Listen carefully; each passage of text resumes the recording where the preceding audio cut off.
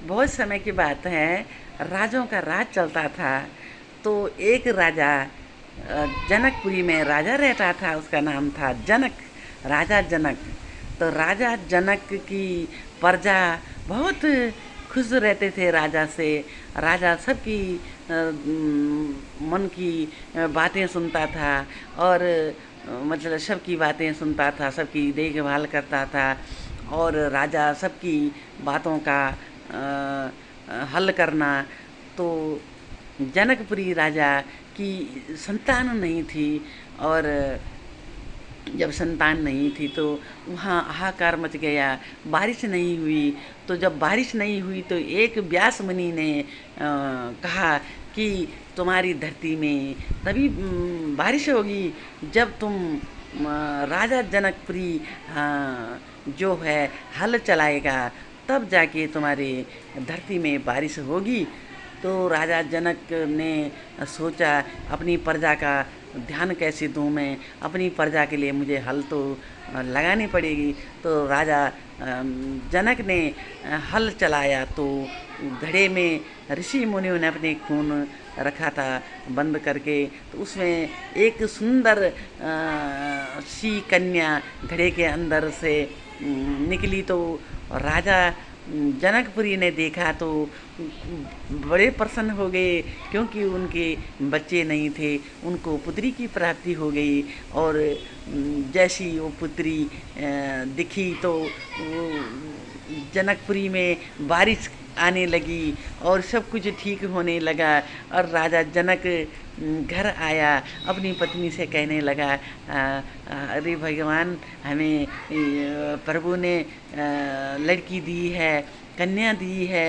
और उनकी पत्नी भी प्रसन्न हो गई, रानी भी प्रसन्न हो गई, और राजा जनक भी बहुत प्रसन्न हो गए।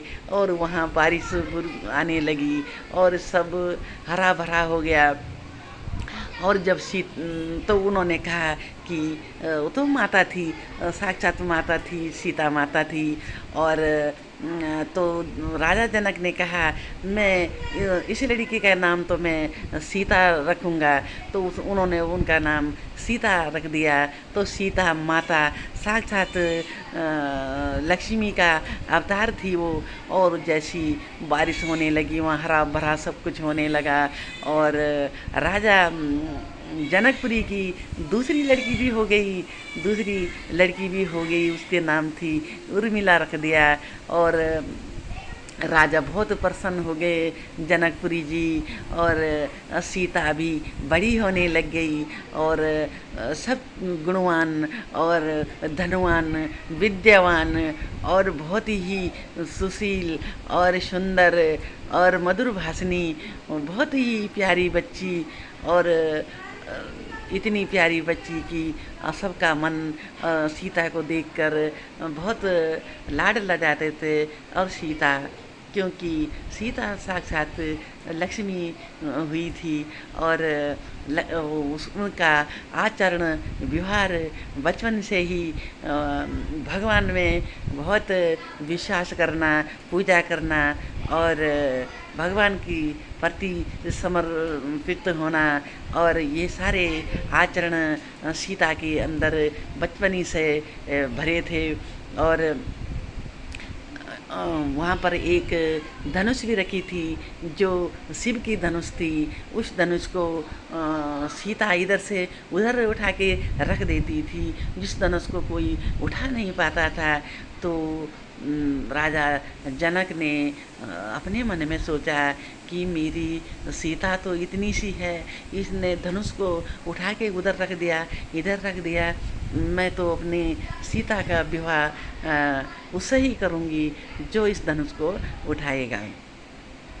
तो अब सीता बड़ी होने लग गई, तो सीता बाग में जाती थी, फूल लाती थी, और फूल चढ़ाती थी भगवान को, और भगवान को हाथ जोड़ती थी, और रोज़ पूजा पाठ करती थी।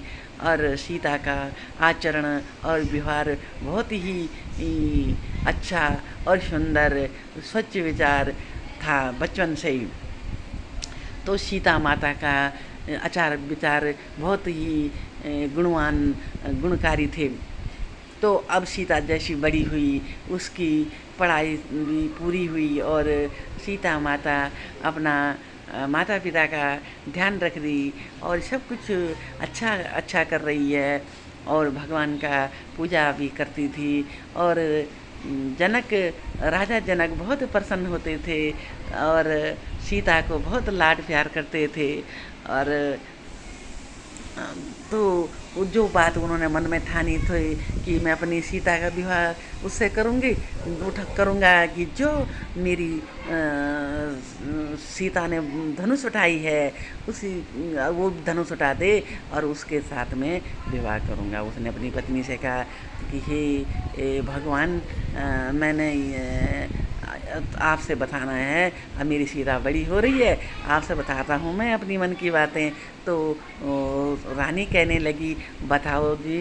तो कहा कि मैंने अपने मन में सोचा जो मेरी सीता ने धनुष उठाई है शिव जी की, उस धनुष को उठाती है इधर उधर, तो मैंने मन में विचार करा है जो इस धनुष को उठाएगा उसी के साथ में सीता का विवाह करूँगा। तो अब रानी क्या बोलती। रानी ने कहा राजा ने जो निर्णय लिया है तो ठीक ही लिया होगा। रानी भी चुप हो गई, कहने लगी ठीक है आपकी इच्छा है। तो अब सीता बड़ी हो गई और जब सीता बड़ी हो गई तो अब आगे की कहानी बताएंगे। अब सीता जब बड़ी हो गई तो इस कहानी को अब बताएंगे। अब इतना ही विराम देते हैं।